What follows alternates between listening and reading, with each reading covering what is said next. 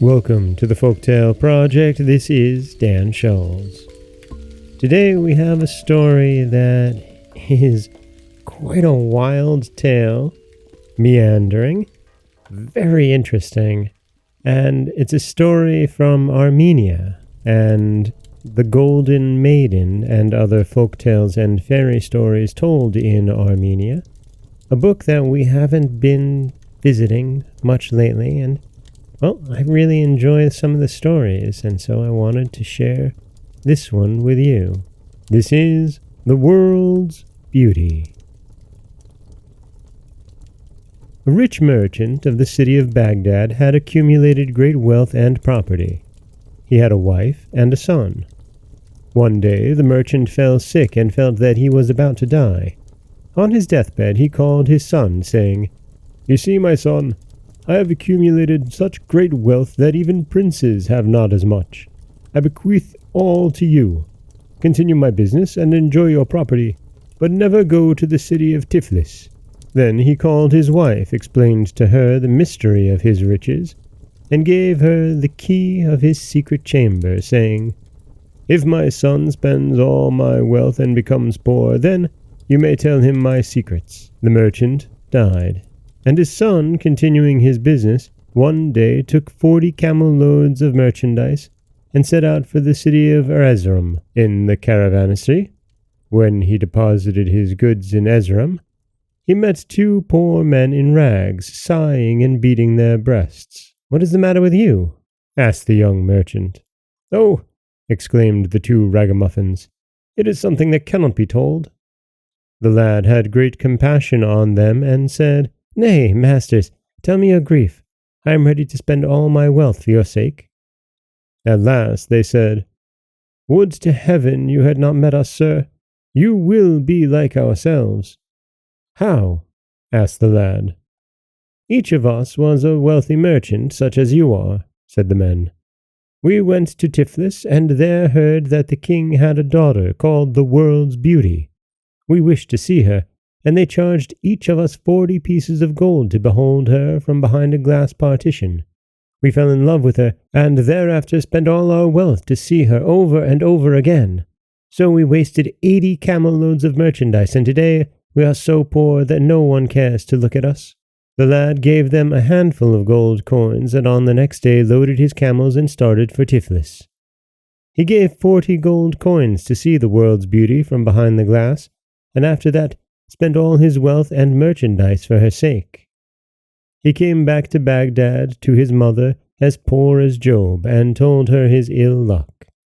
She scolded him for his disobedience to his father's command, but the lad wept and promised that he would not go to Tiflis any more if she gave him from his father's secret chamber something by which he could earn his living and preserve his father's reputation.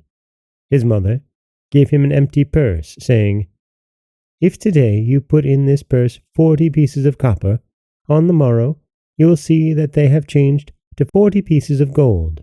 After 3 years, the gold put into the purse changes into copper. That is to say, once in 3 years the talisman changes to its contrary." "This is good," thought the lad. "I have now an inexhaustible revenue, which never requires work." He soon forgot his promise to his mother, and took the first caravan to go to Tiflis. He paid 40 gold pieces every day to see the World's Beauty, and his money was not exhausted. The maiden was surprised, and one day invited him to a banquet with the intention of robbing him. "Ah, I love you very much," she said to him artfully. "I will certainly marry you if you tell me the secret of your wealth." How easily may a simple youth be deceived by an artful woman! The lad fell into the trap and showed her the magic purse. The maiden intoxicated him with the poisonous wine, and, taking away the purse, expelled him from her house. He returned to his mother, lamenting his loss. He wept and promised not to go to Tiflis if she gave him something else from his father's secret chamber by which he might earn his living. His mother's heart is tender, and she cannot resist his impunities, and at last brought to him from the secret chamber a cap, saying, "This is a magic cap. When you put it on your head, you will see others without being seen by anybody." This was something that suited the lad best of all. As soon as he became the owner of the cap, he forgot his solemn promises to his mother and directly set out for the city of Tiflis. He entered the maiden's house and looked at her as much as he pleased without being molested. The maiden and the inmates of the house detected that there was somebody in the house, but they could not see him despite their repeated efforts. One day, the maiden thought it might be the youth of Baghdad who was playing this trick, and she called him by his name, saying, "Disclose yourself, I will certainly marry you." The lad took the cap from his head and appeared to the maiden. "Oh, my dear lord," said the wily maiden, "I have been burning for your love ever since you have gone away. I have uttered no name but yours, and I am yours still if you tell me your secret." The lad was deceived by her artful words and told her the secret of the cap. A banquet was given to the lad, poisonous wine was served to him, and the cap, being taken from him, he was expelled from the house with disgrace. He came back to Baghdad begging his way. He had no heart to go again to his mother. He entreated the intervention of friends and kinfolk, who persuaded the mother and reconciled her with her prodigal son. He begged his mother for a third secret from his father's chamber. "But one secret is left," she said. "If you lose this one also, we shall become hungry and naked and become paupers." She gave the lad a horn and told him to blow it. The lad blew it, and lo, the mountains and plains were covered with soldiers. "Now," she said, "blow it from the other end." He did so, and lo, the army disappeared. "Mamma," said the lad, "now let me go, fight with my enemies, and bring back all that I have lost." Thus speaking, he set out without waiting for an answer. As soon as he arrived at Tiflis, he stood upon the hilltop near the city and blew the horn. In the twinkling of an eye, the city was besieged by an army so great that there was no room left for the soldiers to stand on.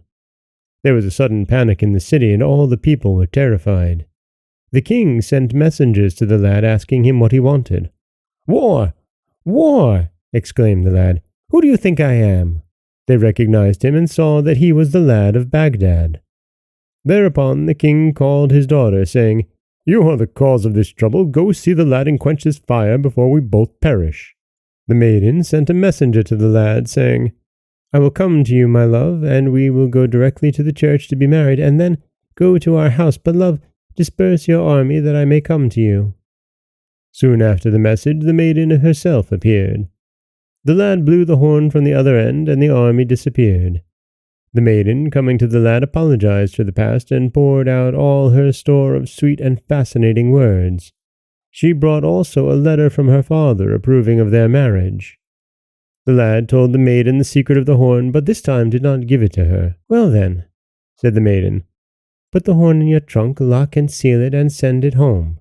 One cannot go to church with a horn in one's pocket. It is a sin. After the wedding, we will return home, examine the seal of the trunk, and open it. Nobody will steal your horn." The lad consented, and putting the horn in the box, sealed it and sent it to the maiden's house. When they reached the church door, the maiden suddenly exclaimed, "Oh me, I forgot to kiss the hand of my father and mother.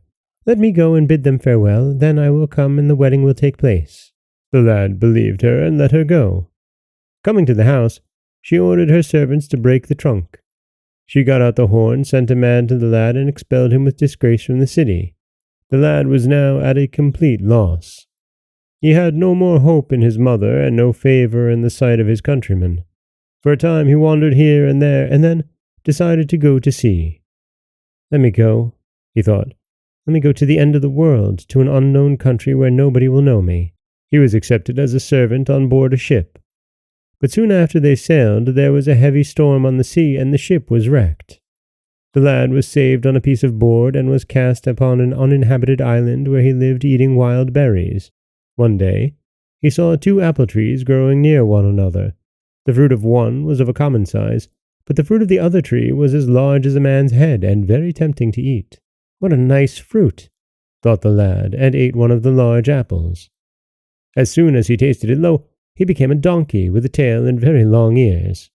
As a 4-legged beast, for a time he grazed in the neighborhood, only he was conscious that he was a man and had become a donkey.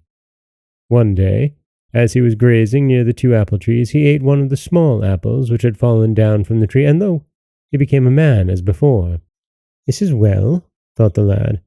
"I can make good use of these wonderful fruits." He picked up a good many of the apples of both kinds. One day he saw a ship sailing at a distance. He displayed a signal and the ship sailed to the island. He went on board, taking both kinds of apples with him. The sailors pitied him and brought him back to Tiflis without charge. The lad disguised himself and, taking the shape of a peddler, went to the neighborhood of the house of the king's daughter to sell his apples. The maiden was greatly pleased with the appearance of the fruit, and paying 20 pieces of gold, bought 2 large apples. She and her 40 maids ate slices of the apples, and all of them were suddenly changed into donkeys, and went out into the yard braying. It is said that as a donkey, also, the world's beauty was excellent. The king came with his peers, who, seeing what had happened, was greatly surprised and grieved. By this time the lad was again disguised, taking the shape of a doctor and calling himself Dr. Karabobo. The king's servants summoned all the doctors of the city, but it was of no avail. At last they said to the king that there was left only a certain Dr. Karabobo, a foreigner. "Bring him hither," said the king. By that time all the followers of secret arts crowded about the king's palace. Priests, monks, astrologers, stargazers, magicians, sorcerers, witches, wizards, necromancers, bird conjurers, mice conjurers, snake conjurers, predictors by measuring with the span, predictors by casting beans or blue pebbles, predictors by gazing at cups of water, and all kinds of enchanters, male and female, old and young, were there, practicing their arts. But none could understand the secret or devise a remedy. They all, however, were unanimous in declaring that it was a punishment sent from heaven to chastise the world's beauty for her arbitrary cruelties. Thereupon Dr. Karabobo came in and said to the king, "I can transform these donkeys once more into human beings, but only on 2 conditions. First, that you give to me your daughter in marriage, and secondly, that you also give me whatever I desire." "I agree to do so," answered the king. The agreement was written, signed, and sealed by the king and his 12 peers. The lad took the document, and putting it in his pocket said, "First of all, I want you to bring hither the 80 camel loads of merchandise which your daughter stole from 2 merchants." The king gave orders, and they were brought. "Now bring," he added, "the 40 loads which were taken from the youth of Baghdad. Bring his magic purse, cap, and horn, and also the gold coins which were, during the past years, taken from the magic purse at the rate of 40 gold pieces a day." The king and his lords were surprised that he knew all this, but were obligated to bring what he asked according to the agreement. The king only begged him not to demand the gold which the purse had held, as there was not enough in the royal treasury to make up so large a sum. But Dr. Karabobo was inflexible. He held the horn in readiness to call the army if needed.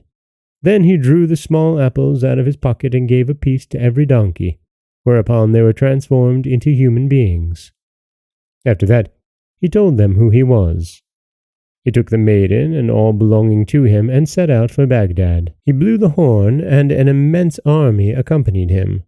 Thus, with a princely procession, he came to the city of Razum, where he found the 2 ex-merchants and restored to them their property. Then he entered Baghdad with great pomp and said to his mother, who had gone to meet him, "Mother, here are all my possessions, and here is the maiden who tortured your son so much. I was obliged to become an ass before I learned how to treat her, and it was necessary for her to become an ass before she ceased to be a deceitful shrew. She is now a human being and promises to become a submissive daughter-in-law." The maiden then kissed both hands of the aged woman as a token of her obedience. They celebrated the wedding festival for 40 days, after which they went to the church and were married. And that is the story of the world's beauty. I guess it's a love story of sorts. It is a most bizarre love story. I certainly don't understand why the youth of Baghdad would continue to go back after being treated so poorly. And it wraps up rather nicely for them, doesn't it?